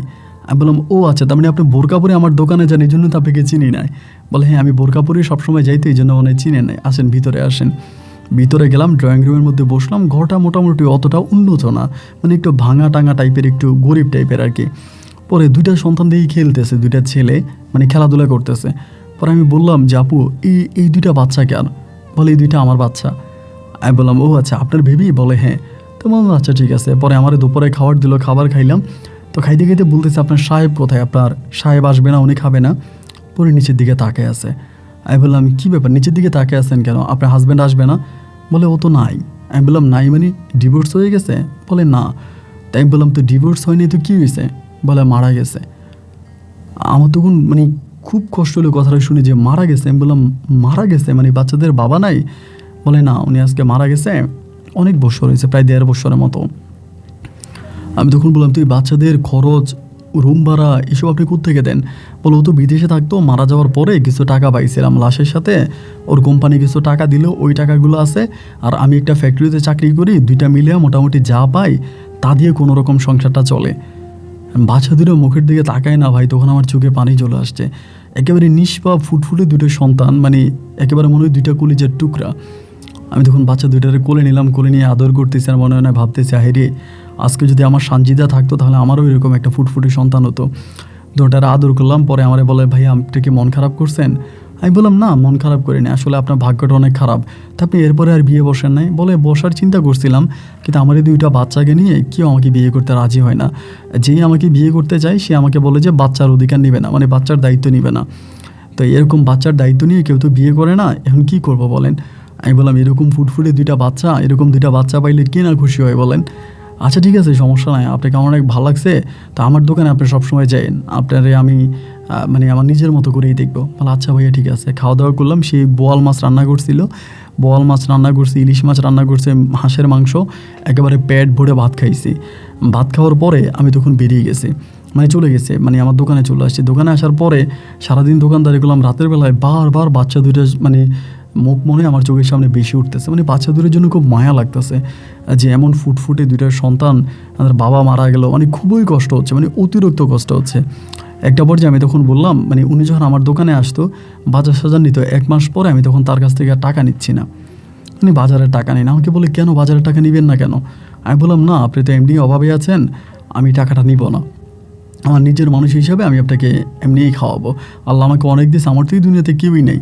এবং পরে উনি বলে, আপনার দুনিয়াতে কেউ নেই মানে? তো এবার আমাকে ফোন নাম্বার আদান প্রদান হয়, এবং ফোন নাম্বার আদান প্রদান হওয়ার পরে আমি তার কাছে আমার দুঃখের কথাগুলো বলি, যে আমার ভাবি আমার সাথে চিটিং করেছে, এভাবে বেইমানি করেছে, এবং আমার পরিবার এখন আর আমার সাথে কথা বলে না, আমার টাকা পয়সার কোনো কিছুর অভাব নাই, আমার দোকানপাট ব্যবসা বাণিজ্য টাকা পয়সা সবই আছে, কিন্তু আমার এখন কিছুই নেই। এবং এরকম করতে করতে তখন এই মহিলাটার সাথে আমার একটা ভালো লাগার একটা সম্পর্ক শুরু হয়, একটা ভালো লাগার সম্পর্ক শুরু হয়, এবং শুরু হতে হতে ওই আমাকে অনেকটা বুঝি, আমি তার অনেকটা বুঝি, আমার দুঃখের কথাগুলো আমি তার সাথে শেয়ার করি, এবং তার দুঃখের কথাগুলো সে আমার সাথে শেয়ার করে। একটা বার যে আমি তারে বললাম যে আমি তোমার বাসা ভাড়া দিব, তোমার আর চাকরি করতে হবে না। তো ও যে কোথায় চাকরি করতে, এটা কিন্তু আমি জানতামও না, শুধু বলে চাকরি করে কোথায় জানি। এবং এরপরও তখন চাকরিটা ছেড়ে দিল। তারপর ওর বাসা ভাড়া থেকে, ওর খাওয়া দাওয়া থেকে, মানে সমস্ত কিছুর দায়িত্ব আমি তখন নিলাম, এবং দায়িত্বগুলো আমি নিলাম, এবং বাচ্চা দেখাশোনা করা, বাচ্চা তখনও আমি দেখাশোনা করতাম, এবং সব কিছু ফুললি তখন আমি করি। এরকম করতে করতে অনেকগুলো মাস কেটে গেল, এবং ওর সাথে আমার একটা গভীর সম্পর্ক তখন শুরু হলো। মানে আমার দুঃখ ও বসতো, ও দুঃখ আমি বসতাম, আমার বাসায় ও রান্নাবান্না করে দিয়ে যাইতো, এবং দোকানে এসে দোকান ঝাড়ু টাড়ু দিয়ে যেত, একেবারে আমার ওয়াইফের মতো করে আমাকে টেক কেয়ার করতো। এরকম করতে করতে একটা পর্যায়ে তখন আমাকে বলতেছে যে, মানে আমি তখন তারে বললাম যে, আগে একটা কাজ করি, মানে যেহেতু এরকমই হইতেছে, আমি তোমার 2টো সন্তানের দায়িত্ব নিব, এবং 2টো সন্তানের দায়িত্ব নিয়ে আমি তোমাকে বিয়ে করতে চাই। এরকমভাবে আমি তার প্রস্তাব দিলাম। প্রস্তাবটা দেওয়ার পরে ও তখন কেমন করে জানি আমার মুখের দিকে তাকিয়ে আছে। আমি তখন বললাম যে, তুমি কি আমার কথা বিশ্বাস করতেছো না? আমাকে বলে, না করতেছি না, ঠিক ঠিক তা না, আসলে কি বলবো, মানে বুঝতে পারতেছি না। আমি তখন বললাম, না বুঝতে না পারার কি আছে, আমি তোমার এই 2টো সন্তানকে নিয়েই আমি তোমাকে আমার সাথে রাখবো, এবং আমি তোমার সাথে সংসার করব। পরে আমারে বলতেছে যে, 2টা সন্তান মানে আপনি মেনে নেবেন, মানে 2টো সন্তানই আমার সাথে সংসার করবেন? আমি বললাম, হ্যাঁ অবশ্যই করব, তোমার এই 2টো সন্তান আমি নিব, এবং নিয়ে আমি তোমার সাথে সংসার করব। ও আমাকে বলে, কিছু মনে করবেন না, একটা কথা বলি, অনেকে এই কথা বলে, আমি যে বাড়িতে ভাড়া থাকি ওই বাড়িওয়ালা আমাকে সেম কথা বলে, আমার 2টো সন্তানের দায়িত্ব উনি নেবে, ওনার বাড়িটা আমার নামে লিখে দিবে, এইটা ওইটা, আমি যেহেতু ওনাকে বিয়ে করি, কিন্তু আমি এগুলো না বিশ্বাস করি না। এখন দেখা গেলো যে আপনি আমারে বিয়ে করবেন এইসব বইলা, আপনার ভিতরে আমাকে দিয়ে, আমাকে দেখে হয়তো ভালো লাগছে, আমাকে ইউজ করবেন কয়েকদিন, এবং এরপরে আপনি আমাকে ছেড়ে দেবেন। যেভাবে বাকিরা আমাকে ইউজ করার চেষ্টা করে, এভাবে আপনিও করবেন। আসলে আমার সন্তান নিয়ে আপনি কখনোই আমার সংসার করবেন না, বা আমাকে নিয়ে সংসার করবেন না। আমি তখন বললাম, আগে তুমি ভুল বুঝতেছো, তুমি এটা সম্পূর্ণ ভুল বুঝতেছো, আমাকে নিয়ে এরকম চিন্তা করার তোমার কোনো প্রয়োজন নাই। আমি আসলেই তোমার সাথে সংসার করব, এবং তোমার 2টো সন্তানের দায়িত্ব আমি নিব, তোমার 2টো সন্তানকে আমি ভালো রাখবো, আমি তোমাকেও ভালো রাখবো। ও রাজি হয় না। ও যখন রাজি হয় না, ওর প্রতি আমার দুর্বলতা আরও বেড়ে যাচ্ছে, মানে প্রচণ্ড রকমের দুর্বলতা বাড়তেছে। এবং একটা পর্যায়ে ও আমারে বলে যে, আপনি যদি ছেড়ে দেন আমাকে, তাহলে আমি কি করব? আমি কার কাছে যাব, আমি কার দুয়ারে যাব? আমি তখন বললাম, আচ্ছা দেখো, তুমি যা বলবো আমি তোমার সব কথাই শুনবো, অ্যান্ড তুমি যদি আমাকে বলে ঠিক আছে, তাহলে আপনি আমাকে এই বরিশাল শহরে একটু জায়গা কিনে দেন, যদি আমার নামে একটু জায়গা কিনে দেন, তাহলে আমি আপনার কাছে বিয়ে বসবো। আপনি যদি আমাকে ছেড়েও দেন, তাহলে ওই জায়গাটা নিয়ে আমি ভবিষ্যতে খেয়ে থাকতে পারবো, আমার সন্তান 2টো কিনে আমি থাকতে পারবো, আমার শরীরে আমি আর কোনো কলঙ্ক মাখতে চাই না।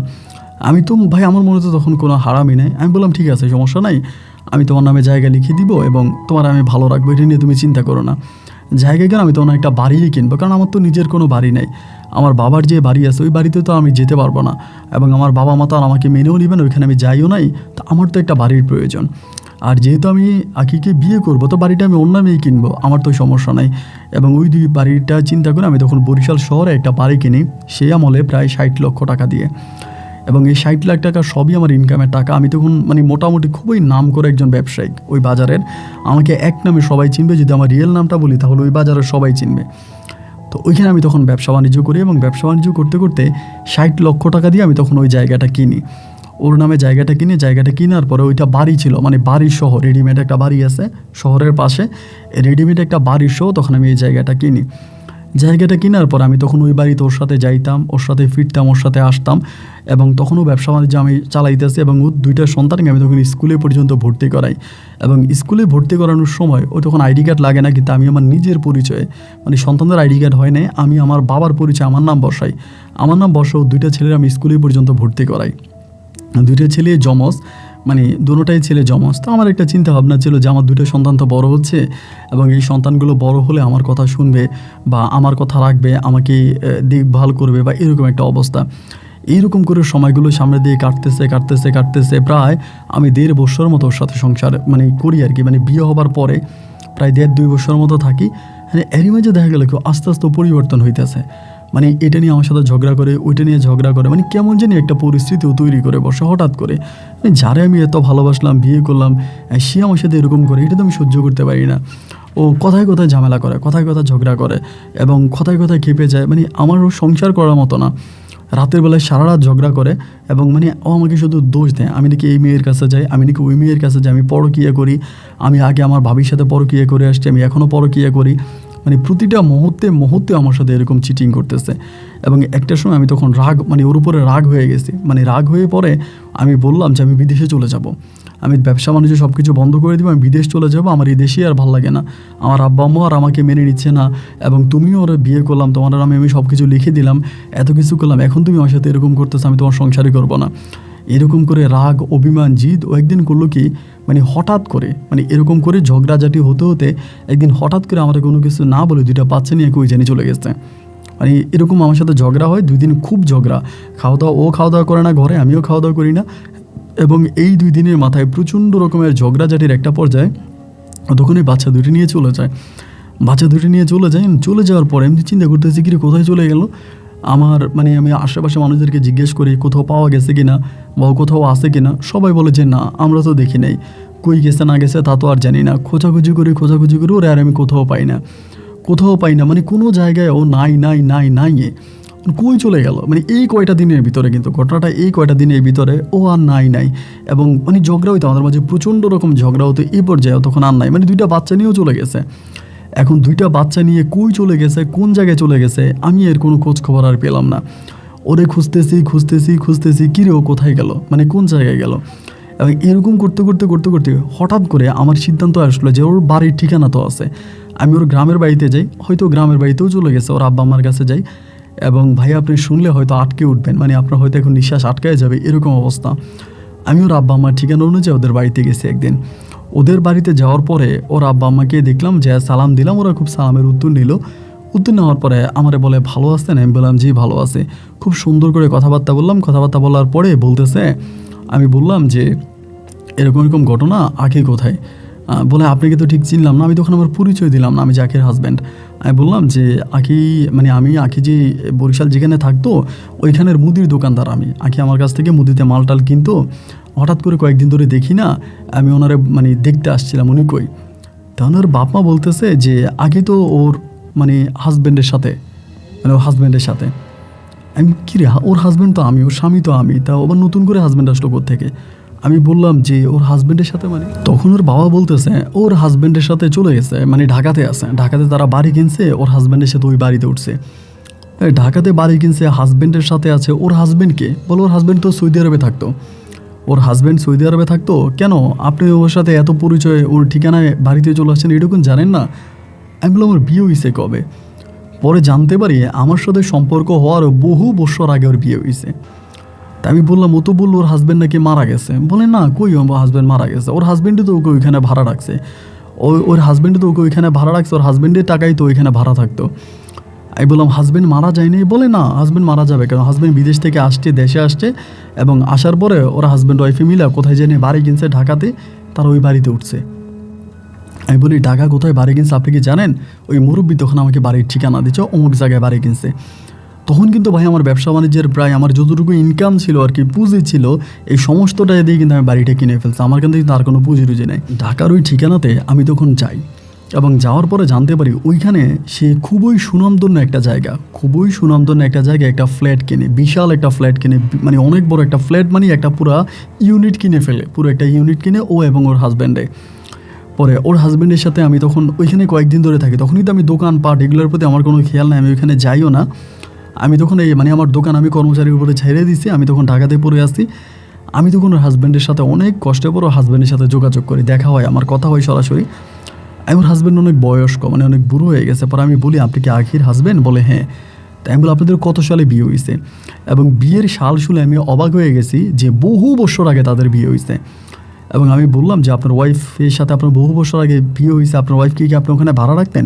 বলে হ্যাঁ আমি ভাড়া রাখতাম। তা আমি বলতাম যে আপনি কি আপনার ওয়াইফের সাথে সবসময় কথা বলতেন? বলে হ্যাঁ আমি তো কাজে ব্যস্ত থাকতাম, বাট মাঝে মাঝে কথা বলতাম। তো আপনি কি? আমার এটা বলে। আমি বললাম আমার নাম হচ্ছে মানিক, আমি একটু আপনার বউর সাথে কথা বলতে চাই। বলে কেন? আমি তখন বলি দেখেন আপনার ওয়াইফ আমার কাছে বিয়ে বসছে, আপনি থাকা অবস্থায় আপনাকে আমার কাছে মৃত বানাইছে, বলছে আপনি নাকি মরে গেছেন, আপনি মৃত। এই কথা বলে এতগুলো বছর আমার দোকান থেকে বাকিতে টাকা মানে খাইছে, আমি ওর ঘর ভাড়া সব কিছু দিছি এবং আমি ওর নামে একটা বাড়ি পর্যন্ত কিনছি, এখনও আমাকে ছেড়ে আপনার কাছে চলে আসছে। ওর হাজব্যান্ড তখন মানে হঠাৎ আমার উপরে গরম হয়ে যায়, এই মেয়ে কী বলেন, আপনার কি মাথায় সমস্যা আছে নাকি? আপনি আমার বউর নামে এত বড় বদনাম দিচ্ছেন, আপনি আমার বউর নামে এত বড় কথা বলতেছেন, আপনি আমাকে কী মনে করেন আমি আপনাকে পুলিশে দিব, এই করবো সেই করবো, মানে হঠাৎ উনি চোখ টোক সব উল্টায় ফেলে। আমি তখন বললাম যে আপনি আমার সাথে এরকম করতেছেন কেন? আমি তো আপনার ওয়াইফকে বিয়ে করছি এবং আমার ডকুমেন্ট আছে, আমার কাবিন আছে। উনি বলে আপনার কাবিন আছে, মেয়ে রাখেন আপনার কাবিন, ওই কাবিন দেখান আমার দরকার নেই। মানে তার কথাবার্তা শুনে যেটা বোঝা গেল যে তার হাজব্যান্ড মানে তার সাথে মোটামুটি মানে আপনার ইয়ে হয়ে গেছে, মানে হাজব্যান্ডও সব কিছু জানতো, মানে আমি যতটুকু বুঝলাম যে ওর হাজব্যান্ডও সব কিছু জানে এবং হাজব্যান্ড জেনে শুনে এই কাজ করছে, ওয়াইফ হাজব্যান্ড দুজনেই যাই করছে।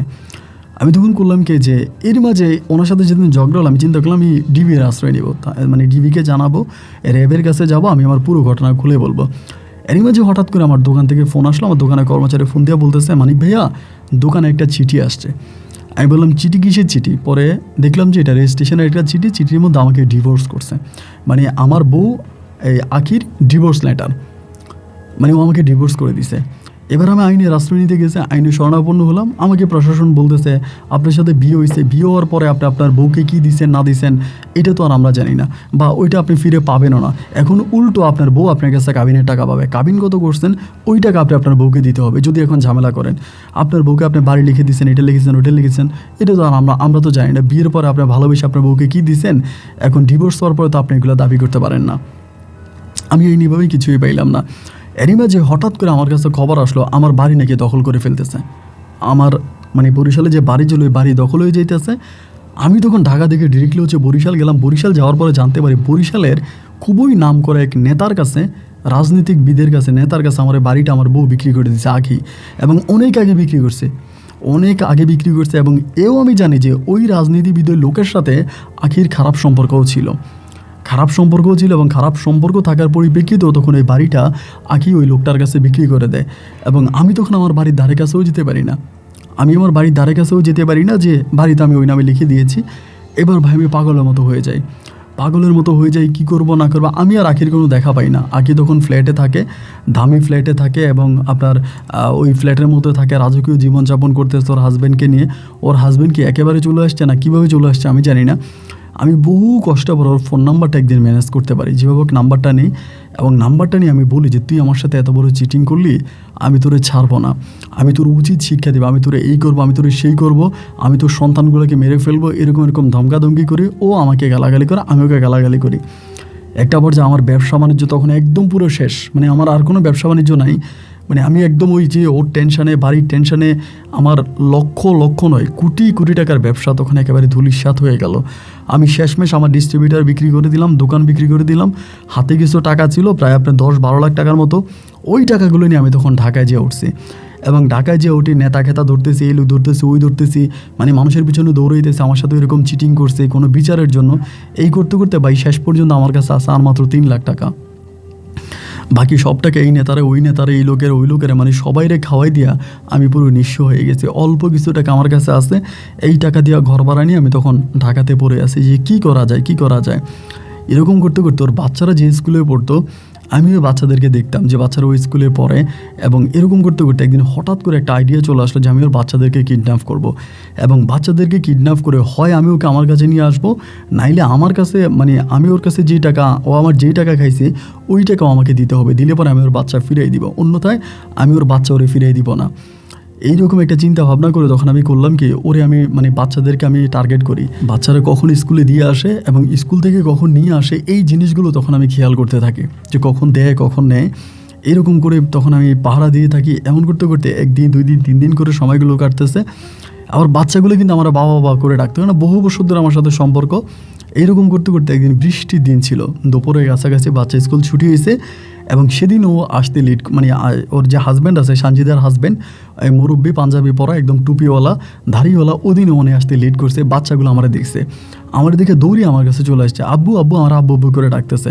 আমি বললাম তুমি যাবা আমার সাথে? বলে হ্যাঁ আব্বু যাবো। মানে দুইটাই তো আমার চেনে, ওরা তো আর জানে ওরা আমার সাথে কী হয়েছে না হয়েছে। আমি তখন বাচ্চা দুইটাকে নিয়ে আসি আমার বাসায়, আমি যে বাসায় ভাড়া থাকতাম ওই বাসার মধ্যে নিয়ে আসি, এবং বাসার মধ্যে আনার পরে ওই বাসা আমি তখন বাচ্চাদেরকে রাইখে দেওয়ার পরে আমি তখন আরেকটি জায়গায় জারিয়ে অন্য একটা নাম্বার দিয়ে ওকে ফোন দিয়ে বললাম যে এই হচ্ছে আমার অ্যাকাউন্ট নাম্বার, তুই আমার অ্যাকাউন্টে টাকা পাঠাবি, আমার অ্যাকাউন্টে টাকা পাঠাইলে আমি তোর বাচ্চারে ফিরিয়ে দিব, আর অ্যাকাউন্টে যদি তুই আমার টাকা আমার ফিরিয়ে না দেস 1 কোটি টাকা দিতে হবে, দিলে তোর বাচ্চারে দিব, আর নাহলে তোর বাচ্চা দুইটারে মেরে ফেলবো। এইরকম করে ওরা থ্রেট দিলাম যে তুই আমার অ্যাকাউন্টে টাকা পাঠাই দিলে আমি তোর লোকে যোগাযোগ করবো, অন্যথায় যোগাযোগ করবো না। এই বলে ফোনটা কেটে দিলাম। কেটে দেওয়ার পরে আমি আর ওর সাথে কোনো যোগাযোগ করি না, নাম্বারই বন্ধ। বাচ্চা দুইটা আমি ঘরের মধ্যে আটকায় রাখছি, ওগুলো তো কান্নাকাটি করে, আমি ঘরের মধ্যে আটকায় রাখছি, আমি যে রুমে থাকতাম ওখানে আটকায় রাখছি। এইবার খবর পাইলাম কি আমি যে নাম্বার ব্যবহার করতাম ওই নাম্বার কিন্তু আবার আখি জানতো না। ওই সময় খবর পাইলাম আমার বাড়ির মধ্যে আখি তখন মামলা দিচ্ছে আমার আব্বার নামে আমার মায়ের নামে। হয়তো আমার আব্বা আম্মারে চিনে, কারণ ও জানে আমি আমার আব্বা আম্মাকে অনেক ভালোবাসি, আমার আব্বা আম্মার প্রতি আমার অনেক দুর্বলতা। মানে মামলা দিল আমার আব্বার নামে আম্মার নামে, আমি তাদের সন্তান আমি কিডন্যাপ করছি, এবং তার সাথে আমার যত কথা হয়েছে সবই রেকর্ড করে রাখছে, এবং সব কিছু রেকর্ড করে রাখছে, এবং রেকর্ডিং পর্যন্ত পুলিশকে শোনাইছে। এবার পুলিশ আমার আব্বা আম্মাকে ধরে নিয়ে গেল, আমার আব্বা আম্মাকে টর্চার করতে শুরু করলো। আমার বাবা মাকে তো আমি এমনি অনেক কষ্ট দিয়েছি, এত কষ্ট দিয়েছি যা বলার মতো না। আমার আব্বা আম্মার জীবন তো আমি শেষ করে দিয়েছি, তাদের তো আমি অনেক ক্ষতি করেছি, এবং এই শেষ বয়সে এসে আমার জন্য আমার আব্বা আম্মা জেলের গানি টানবে, জেলে যাবে, এটা আমি সহ্য করতে পারিনি। সহ্য করতে না পেরে আমি ওকে আবারও ফোন করে বললাম আমার অন্যায় হয়ে গেছে, আমার অপরাধ হয়ে গেছে, আমি তোমার বাচ্চা তোমাকে ফিরিয়ে দেবো, আমার আব্বা আম্মাকে ছেড়ে দাও। মানে আমার আব্বা আম্মার উপরে কী অমানসিক অত্যাচার শুরু করছে আমি বলে বুঝাইতে পারবো না, কারণ ওদের তো অনেক টাকা পয়সা পায়, আমার তো এত টাকা নাই। ওরা টাকা দিয়া পুলিশ পাঠায়, র্যাব পাঠায়, ডিবি পাঠায়, মানে আমার আব্বা আম্মাকে গায়ে পর্যন্ত হাত তোলে, পুরো এলাকাতে আমার আব্বা আম্মা ফাঁসি দিয়ে মরে যাওয়ার মতো অবস্থা হয়ে গেছে। শেষ পর্যন্ত আমি ওর বাচ্চাগুলোরে ফিরিয়ে দিলাম, যে কোনো মাধ্যমে ওর বাচ্চা ফিরিয়ে দিলাম, এবং বাচ্চা ফিরিয়ে দেওয়ার 21 দিনের মাথায় বাচ্চা ফিরিয়ে দিয়েছি, সব ভুলে গেছি। আমি একটা গার্মেন্টসে চাকরি নিচ্ছি, আমি চাকরি করব, মানে সব বাদ।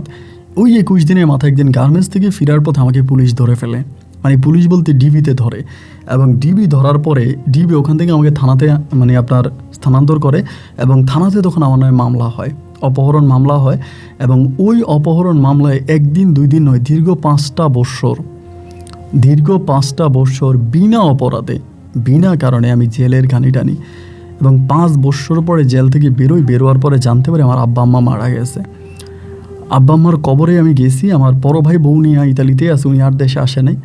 আব্বা আম্মার কবরে প্রচুর কান্নাকাটি করছি। আমার বোন জামাই, আমার ভাগ্নি টাগ্নি সবাই মিলে আমাদের বাড়িতে থাকতেছে। আমার বোন আমাকে বাড়িতে জায়গা দেয় নাই। আমি আব্বা আম্মার কবরে গেছি, আমার বোন আমাকে সেখানেও যাইতে দেয় নাই, বলো তুই আব্বা আম্মার কবরে আসবি না। আব্বা আম্মা মরণকালের আগেই মানা করে গেছে তাদের কবরে আসার জন্য। তারপরও মানে বোনের বাতা ডিঙিয়ে আমি আব্বার কবর যাই, আম্মার কবর যাই, কান্নাকাটি করি। ওইখান থেকে আমি পুনরায় আবারও ঢাকায় চলে আসি, এবং ঢাকায় আসার পরে শেষ পর্যন্ত আমি একটা গার্মেন্টসে চাকরি নিই, এবং সেই গার্মেন্টসে চাকরি করতে করতে আমি এখন ওই গার্মেন্টসের সুপারভাইজার পোস্টে আসি। মাস শেষে 40-45 হাজার টাকা বেতন পাই। আর আমার বউ আখি এবং তার সন্তান, তার হাজব্যান্ড, তারা সবাই হচ্ছে বিদেশে চলে যায়, সৌদিতে চলে যায়। এখন আখির সৌদিতেও ব্যবসা আছে, দেশেও ব্যবসা আছে, বিভিন্ন জায়গায় আখি এখন কোটি টাকার মালিক। মাঝে মাঝে ফেসবুকে এখানে ওইখানে দেখি, মানে খুবই অ্যাক্টিভ একজন পার্সন, অনেক বড় ব্যবসায়িক। তো আমার সবই গেল, বাবা মাও গেল, ভাইও গেল, বউও গেল, সব কিছু গেল। আমি এখন এক মানবতার জীবনযাপন করছি। 40-45 হাজার টাকা মাস শেষে বেতন পাই, আমার খেয়ে পরে সব টাকাই থাকে, টাকা খরচ করার কোনো জায়গা নেই। আপন ভাই, আল্লাহর কি হুকুম আমি জানি না, হঠাৎ করে আল্লাহ আমার সামনে আপনার এই ইউটিউব চ্যানেলটাকে একদিন এনে দিল এবং আমি আপনার গল্পগুলো শুনতে শুরু করলাম। আমার কাছে মনে হয় আপনার এই গল্পগুলো শুনলে আমার মনের কষ্ট দূর হয়ে যায়। আমার কাছে মনে হয় যে পৃথিবীতে কষ্টপ্রাপ্ত মানুষ আমি একা নয়, আরও অনেকে আমার মতো কষ্ট নিয়ে বেঁচে আছে। একটা সময় আমি বেঁচে থাকার বিশ্বাসটাই হারিয়ে ফেলেছি, কনফিডেন্সটা নষ্ট হয়ে গেছে যে আমি বাঁচতে পারবো। কিন্তু আপনার গল্পগুলো আমার মনে নতুন আশার প্রদীপ জ্বালিয়েছে। আমি এখনও বেঁচে আছি, এখনও সোজা হয়ে দাঁড়িয়ে আছি। অনেকে আমাকে বিয়ে শাদী করতে বলে এবং ভালো ভালো জায়গায় বিয়ে করতে বলে, গার্মেন্টসের অনেক সুন্দর সুন্দর মেয়েরাও থাকে, বিয়ে করতে বলে, বাট আমি আর বিয়ে করলাম না। বিয়ে না করে এখনও বেঁচে আছি এবং আপনার গল্পগুলো শুনি। আমার কষ্টটা খুবই দুঃখের, হয়তো সব কিছু এখন আপনাকে ক্লিয়ার করে বলা হয়নি। যদি আরও কিছু জানতে চান এই নাম্বারে কল দিবেন। ভালো থাকবেন, আপনার জন্য দোয়া, ভালোবাসা। আসসালামু আলাইকুম।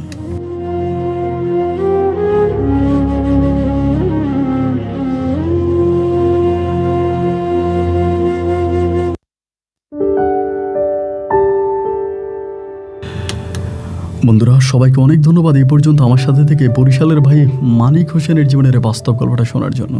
বন্ধুরা, আমি আসলে একটু শারীরিকভাবে অসুস্থ, যার জন্য জানি না গল্পটা ঠিকমতো রেকর্ড করতে পেরেছি কিনা বা আপনারা ঠিকমতো বুঝেছেন কিনা। কোনো অংশ যদি না বুঝে থাকেন তাহলে কমেন্ট করুন, আমি চেষ্টা করবো উত্তর দেওয়ার জন্য। গাড়ি, বাড়ি আর নারী, মানুষের এই তিনটা নেশা মানুষের বেশি থেকে থাকে, অথবা মানুষের অনেক ধরনের নেশা থাকে। মদের নেশা, এই নেশা, সেই নেশা। পৃথিবীতে সবচেয়ে খারাপ নেশা হচ্ছে নারীর নেশা। এবং ওই নারীর নেশায় যে পুরুষ একবার পড়ে যাবে, সে তার জীবনে কখনো সাকসেস হতে পারবে না। সে তার জীবনে কখনোই সাকসেস হতে পারবে না যদি সে নারীর নেশায় পড়ে যায়। নারীর নেশা বড় মারাত্মক। আমি আমার একজন শ্রদ্ধেয় লেখক এবং বাংলাদেশের বিদ্রোহী কবি নজরুল ইসলামের জীবন স্মরণ করছি। ওনার জীবন থেকে অনেক কিছু শেখার আছে। ওনার জীবনে যারা পড়বেন তারাও বুঝতে পারবেন, একমাত্র নারীর প্রতারণায় কবি নজরুল বিশ্বকবি হতে পারেনি। তো যাই হোক, উনি আমার অনেক বড় মানুষ, ওনাকে নিয়ে কিছু বলতে চাই না। শুধু এটুকুই বলে রাখি যে নারীর প্রতারণা যে কতটা ভয়ানক, এই প্রতারণার ফাঁদে যারা পা দিয়েছেন তারাই বুঝেছেন। তো আল্লাহ আমাদেরকে এই সমস্ত আমি সবার কথা বলি না, এই সমস্ত খারাপ নারীদের হাত থেকে রক্ষা করুক, এই শুভকামনায় আজকের মতো এখানেই বিদায় নিচ্ছি। আপনাদের সাথে আমার দেখা হবে অন্য দিন অন্য কারো বাস্তব জীবনের গল্প নিয়ে। আল্লাহ হাফেজ এন্ড আসসালামু আলাইকুম।